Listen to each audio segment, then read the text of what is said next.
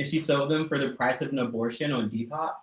And I guess it's like that kind of project is the kind of thing that everyone just like loves, and then went super like viral. And all the art press wrote about her then, but her real art practice is a photographer, and I'm happy that we were able to write about her.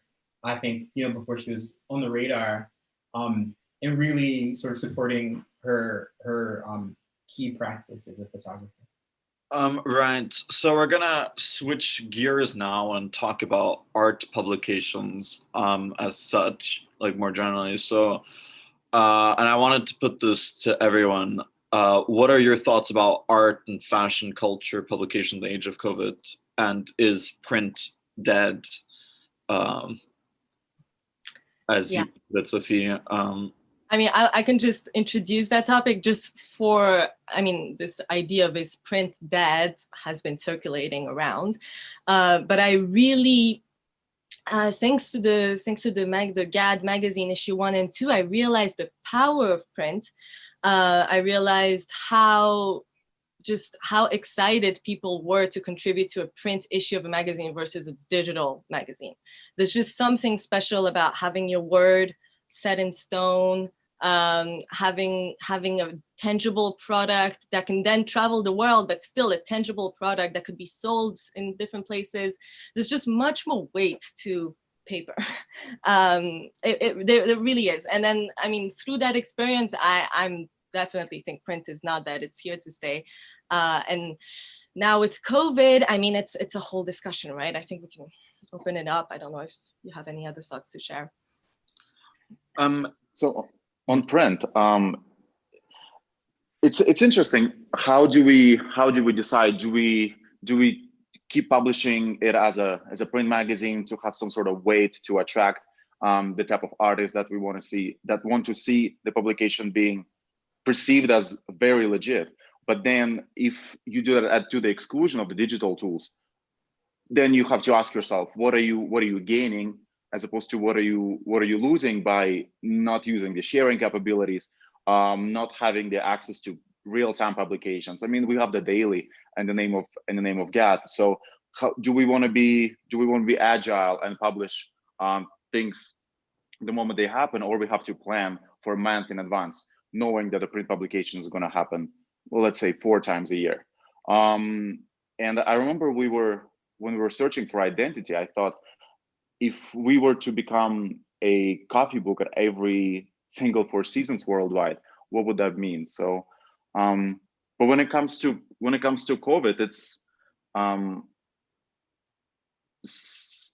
so great to provide distraction from what is going on, because it seemed like at the age of COVID, there's so much anxiety surrounding that topic, and whenever you are jumping to learn so much about it, you get sucked in, and it's going to take you hours and hours and hours. And anytime, if we can provide alternative content, if we can show that even though the pandemic is happening, it doesn't mean the art world is going on pause. The artists keep creating, and the artists need support, and they need the outlet to be shown their work.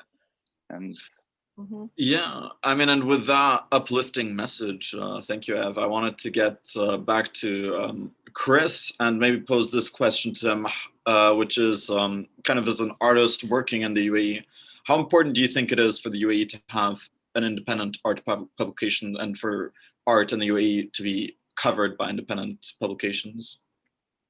Yeah, that's a good question. So I've contributed to some of the art press here.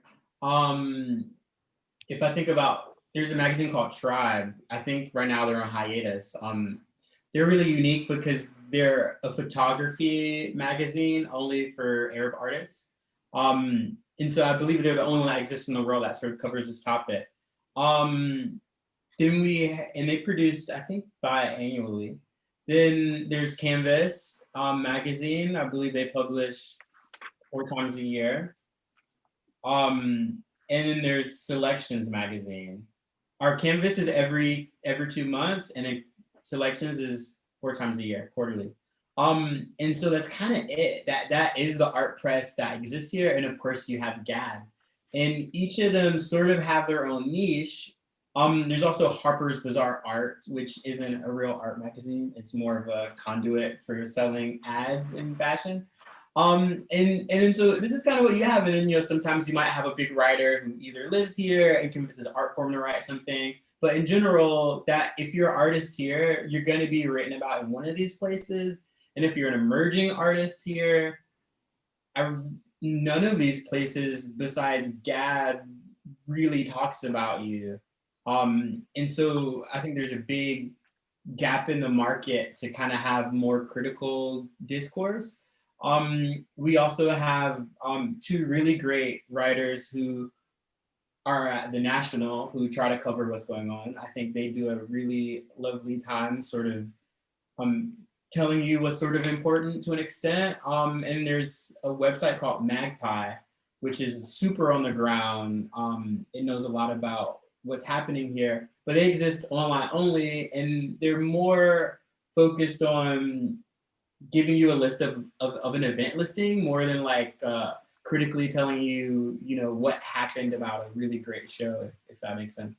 And so, yeah, I think there's a big need for there to be a voice that kind of talks about the art scene here and also supports emerging artists, but also as a critical faculty. I think, you know, one of the biggest or one of the most upsetting things about being an artist here is, you know, there is no freedom of speech, which obviously affects us in the idea of what we make. You know, there's a lot of self-censorship of artists here, but then that also affects the critical establishment of the art press doesn't want to say anything bad about a show, and that's totally fine. You know, I agree with magazines who say we only cover what we like, and so we only say good things. But I think, you know, you also need this like true critical faculty so that you improve the kind of work you make. And so really there's no one saying anything bad about anything that we see,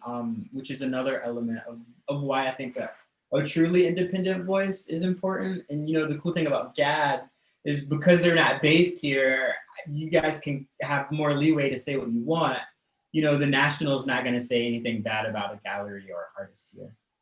Yeah, no, that's an incredibly important point. Yeah, no, I just want to jump on that because it's super critical to think of the power of global in the sense that it can be local, but it also has that bigger perspective, right? And that we have that let's say that faculty to think critically and to compare different places together. And then we also come from diverse backgrounds, all of us from, you know, we're writing, maybe I'm writing about the UAE, but I'm in Japan.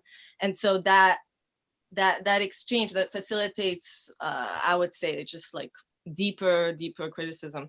But I think you're right about, you know, art publications in the UAE not criticizing shows and being all very happy and very positive about emerging artists. It's true because it's, in a way, I feel it. I've been guilty of that just because I feel it's such a young art scene too that I just want to give positivity. I just want to kind of encourage what's there. But you're right. As it becomes a little more mature, and now there's a lot more. You know, there are people graduating from art programs all over the UAE, and so there's a whole new generation of artists that are coming in and that are have very well educated and have ideas and have the visual means to express them, and there needs to be more, I would say, more honest criticism. Yeah, right. Well, thank you, Sophie. I just want to cut in here and kind of zoom out from the UAE to look more at the global. So some of the questions I have there is, for all of you, how would you define global? And more specifically, what does global art mean to you? And following on that, can you truly have a global publication, or are we always kind of taking it from the vantage point of one community more than another? I mean, what do you think, Ashraf? You haven't answered the question. What do you think about that one? About that question specifically? Yeah, what do you think of, what does global mean to you? Tell me your definition of global. Well, I think, at least in the context of this publication, it involves a multifocal kind of enterprise where you're taking it from decentralizing art and creating a network which is a bit broader than what some art publications are doing. Because ultimately a magazine is a medium, so it's kind of contingent on the nexus of exchange that you create beforehand. Yeah, I mean. Mm-hmm. Yeah, I mean, for me, I'll just repeat what I said in the presentation. Global has two meanings, global art especially. One is geographical, so multiple vantage points, multiple perspectives, but also the other one is global in the sense of not just the institutional fine art world of art galleries, biennials, art fairs, but also fashion, music, streetwear, design, jewelry. I mean, creativity, I think nowadays contemporary art, you can't really define it as just sculpture, painting, installation. You see fashion designers being exhibited in large retrospective museum shows and vice versa. And there's just so much, and I think that's also part of global. Yeah, what do you think, Chris and Ev?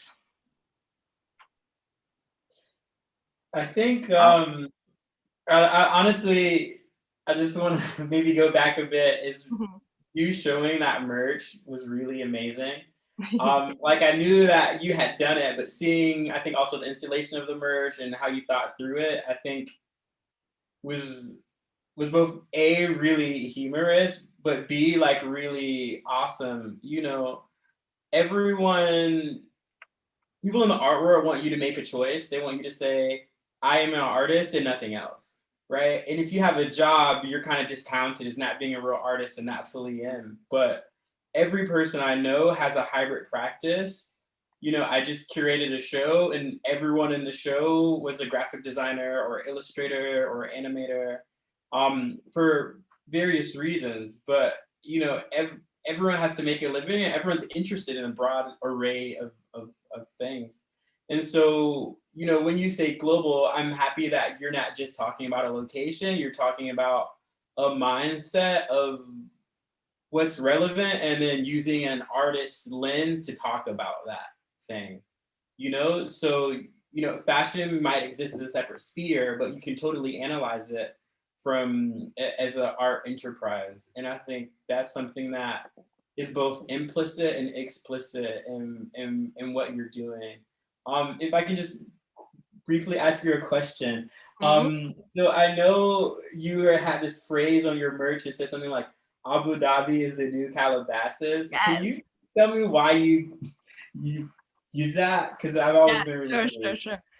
Yeah, that was like the slogan. That was so fall, winter 2017, GAD X Abu Dhabi slogan. So it came from, well, I mean, I listened to that album, I think it was Drake's More Life album, and there was a feature with Kanye West, and the song, what was the song?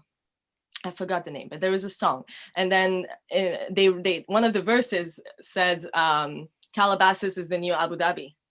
And they made, Drake and Kanye made this huge billboard in Calabasas with the big slogan in the same kind of Helvetica font with the green background saying Calabasas is the new Abu Dhabi. And I found it fascinating because for them, I mean, they're very much global. They've traveled the world. They're as global as it gets, right? I mean, but they're still very much like in the American framework or Canadian American framework. And perhaps they saw Abu Dhabi as being a goal or an ultimate destination from which Calabasas could possibly one day reach. In a way, they kind of put, oh yeah, Ev is showing that. Ev's showing the Abu Dhabi Calabasas.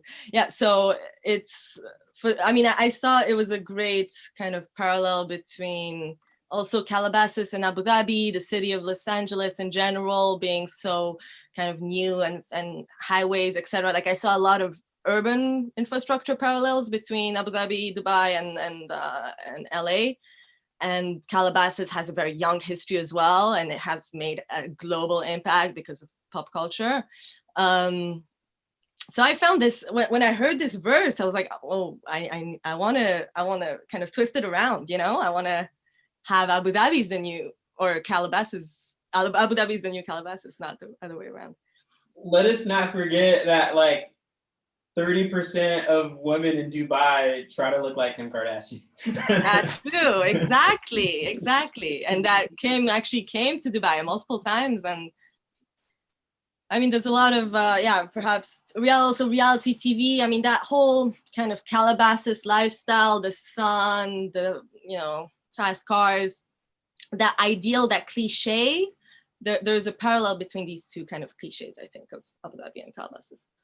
And while you're bringing the idea that it's all about luxury lifestyle, and we shot, we have a photo shoot next to Emirates Palace, which is, I guess, one of the 2 7-star hotels in the world, and that brings up the notion that UAE is ultimately a luxury travel destination. Actually, the first time when I came to the Emirates, I was trying to looking for places where to go, and I saw 2 articles. One is Dubai Hipster Guide, and another one was Dubai Shopping, Beach Resort and Spa Guide. And then turns out they pretty much had the same listings. So I thought that's, something needs to be changed about that. And what's surprising is that in this shopping, beach resort and spa destination, which how most tourists and how, first time residents perceive it as such, is once you start moving around the space that is so hot, physically hot, maybe uninhabitable, if you don't know where to go, you're gonna get lost. But once you find places like Satwa 3000, which we covered, or Al Serkal, those clusters of artists that is invisible from the outside, you have to know where to go to find it. Right when you go to those places, that's when you know that there's a lot more than just the bling. And I guess that was the part of the irony of your sign. Abu Dhabi is the new Calabasas. It's definitely Calabasas, but there's a lot more than just that. And even in your work as by showing the comparison of the reality style here and there, you're showing there's big irony in that, because you're going to be impressed with what you're going to see in Abu Dhabi. Yeah, exactly. I mean, it's also about just dialogue, and kind of catching pop culture's attention, because at the end of the day, we're a magazine, and we're active on Instagram. We're trying to just reach a wider audience that perhaps is not a super niche contemporary art audience, but more of like a fashion, streetwear, music kind of audience. Right. So on that theme, I wanted to pose the next question, which is it possible to drive meaningful cross-continental discussions in the creative industries? Yeah, I mean, that's a question for today's age, like we're kind of stuck in our countries right now. It's hard to travel. I mean, Ev is actually in Mexico. He escaped to Mexico.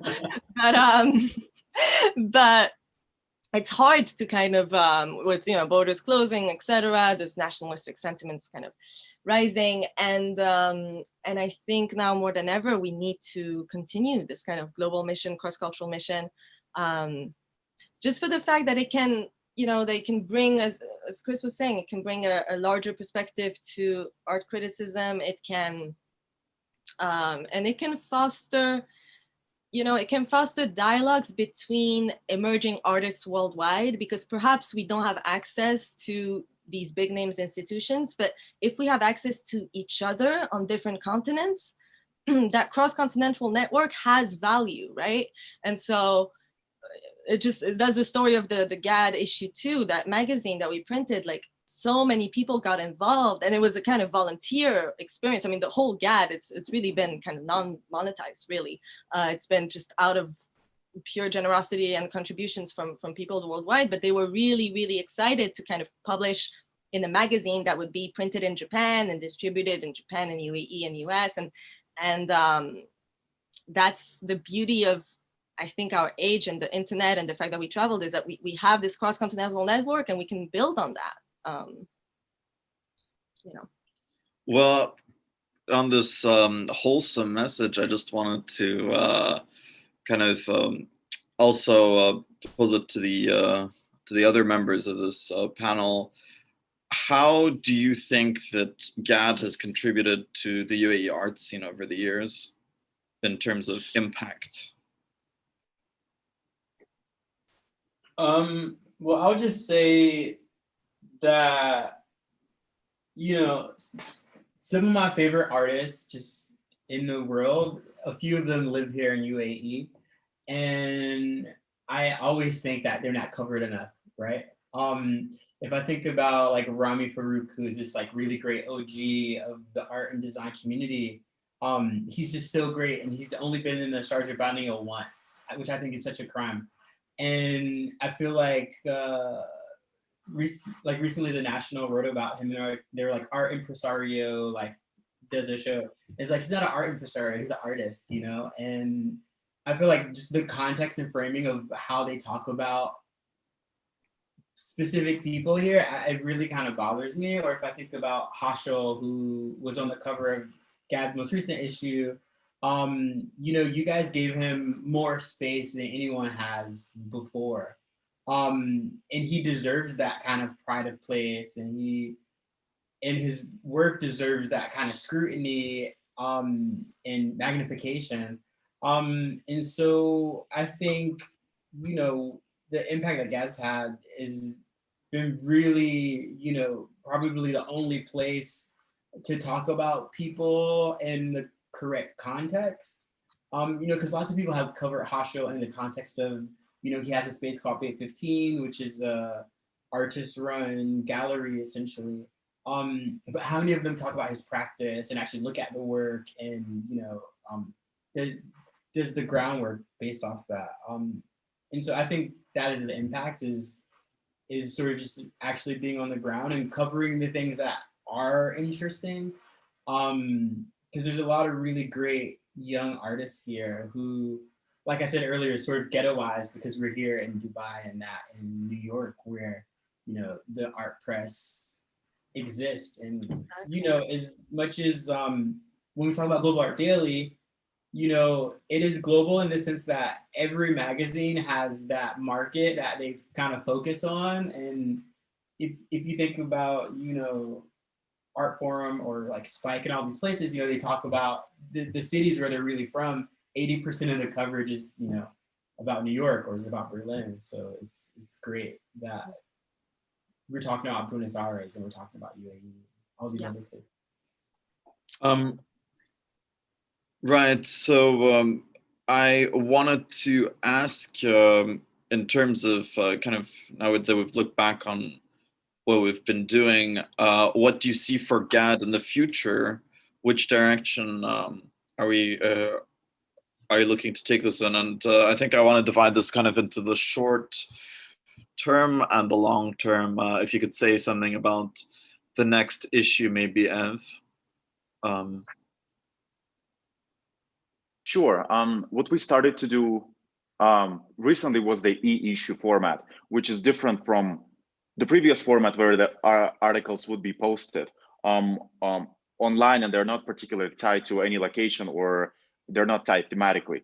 The e-issues, in my opinion, would be centered on specific geographic locations. So the one that we just had released is Abu Dhabi and Dubai based, and it was not really easy to confine it to just the UAE. It had to be expanded to other GCC and Middle Eastern cities as well. So for this next issue, we're looking to cover New York. Then we're going to cover Tokyo. So I do not remember any other publications that specifically try to essentially travel from place to place and explore the local art scene, not in the context of, you know, a travel guide or an event listing or a map, places to come, places to see, but more of a wholesome exploration of what this city has to offer, or what the people who are currently in the city or from that location have to offer. So that would be the short term. Mm-hmm. Yeah, and I can say maybe for the long term, we want to keep being around, because, you know, I was sharing as well with Chris and with you all how difficult it has been to continue a quality art publication with very limited budget, without going too commercial, with kind of keeping this independent voice that we have, and also this global reach. It's difficult. Many publications actually have a local focus because it's easier that way to get sponsors, to get, to kind of build this community locally. But that's something actually I found out doing the e-issues this time around, is just how strong our UAE following base is, and how people actually read our articles, people actually care about that, people submit to us in the UAE. And so we were born in Abu Dhabi. I started this at NYUAD in my dorm room. We want to keep Abu Dhabi as a base for sure. I think long-term future would be great if we could have an actual base in Abu Dhabi, have contributors worldwide again, but perhaps be sponsored by some institution that has that same worldview as us, that values global thinking as much as we do. And I would say also print. I mean, print is not dead, and I definitely see in the future perhaps a issue 3, a issue 4. That would be fantastic, I think, to kind of, and to keep growing our reader base, keep growing our network of artists and art lovers who follow us. Right. So we actually have a question from one of our readers, Alia Al-Awadi from the UAE, would like to know, as writers and curators, what is the defining factor of the UAE's art scene to you? And kind of to frame that question in terms of things we haven't covered yet. I mean, I could start maybe. I thought about that. And I would say one defining factor is, well, there's 2 defining factors, but one of them is the youth, the focus on the youth, because the UAE is, I mean, quote unquote, a young country. The UAE as we know it was founded in 1971, and its cultural institutions are pretty new. And so that means that from comparing it to other art scenes, comparing it to Tokyo's art scene, which I'm in now, there's just a lot of opportunities for young curators, young artists to exhibit. Yes, of course, it's still hard, but there's just this emphasis on youth, and we can see it with the Jamil that just opened, right? The youth takeover, which looked amazing in Dubai. So I think that's one defining factor, and I'm sure, Chris, you have more to say about that. You actually visited the show, right? I saw on your... Yeah, I went to the Youth Takeover show.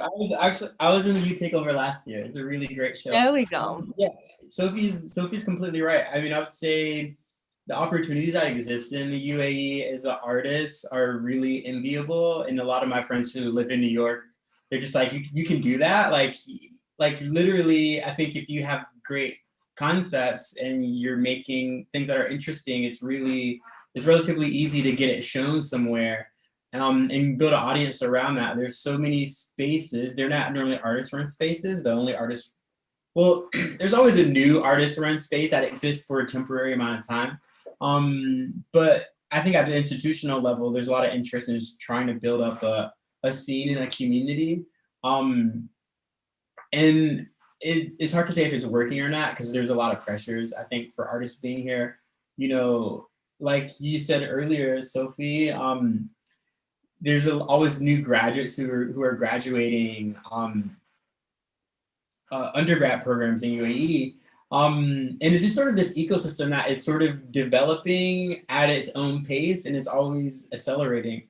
I went to a lot of graduate shows at Zayed University or Khalifa University, and there's so many really great artists, pretty much all female. There's never any males who graduate from these schools, which is unfortunate. And then so many of these artists sort of fall off, and I think this is just typical of someone who studies at the BA level, is they stop becoming an artist after a year or so. So then they kind of fall away, but then there's really great programs like the Youth Takeover and the Salama Foundation, and I think Al Call, who try to support artists to kind of get them to the next level. So I would say what makes UAE unique is maybe the same answer as Sophie is the amount of support. But then the thing that makes it hard is I think there's so much dense subject matter that artists want to talk about, and they're so afraid to talk about it. And for me, it's easier because I'm a Western guy from America. And so I kind of have a pass to be a little bit more edgy. But then if you're local, I think there's even more pressure. By local, I mean Emirati. There's even more pressure of there's certain things that you might not feel comfortable to talk about, or it might be embarrassing to yourself or your family to talk about. And it's really unfortunate because there's so many exciting things that artists aren't addressing that they want to, and then they can't.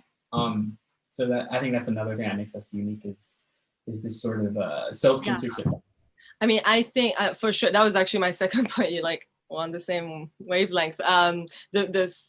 Maybe the censorship, or not necessarily censorship, but just the limits of topics that can be explicitly talked about in artworks shown publicly in the UAE.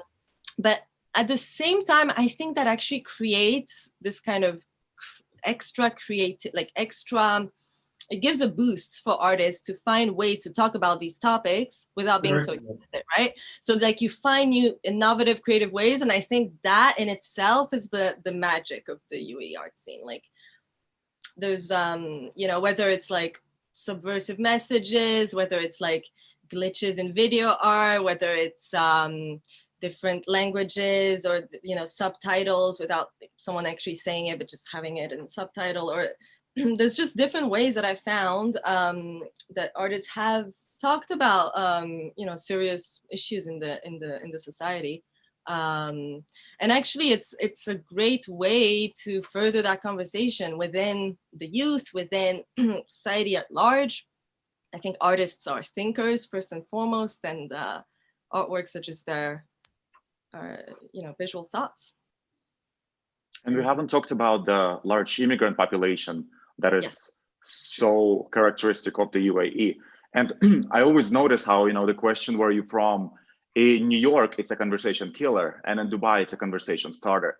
And how differently people see their identity, and how willing they are to showcase their identity and use it as a defining feature of their work for so many artists. And, you know, melting pot is not really usually used as an expression about the UAE, but it's really apt. And it's, you know, it's interesting how it's such an immigrant place that's so full of immigrants, especially first generation immigrants, you know, you choose to go for the global direction. Maybe there is this connection, you know, why you chose to go for global and local.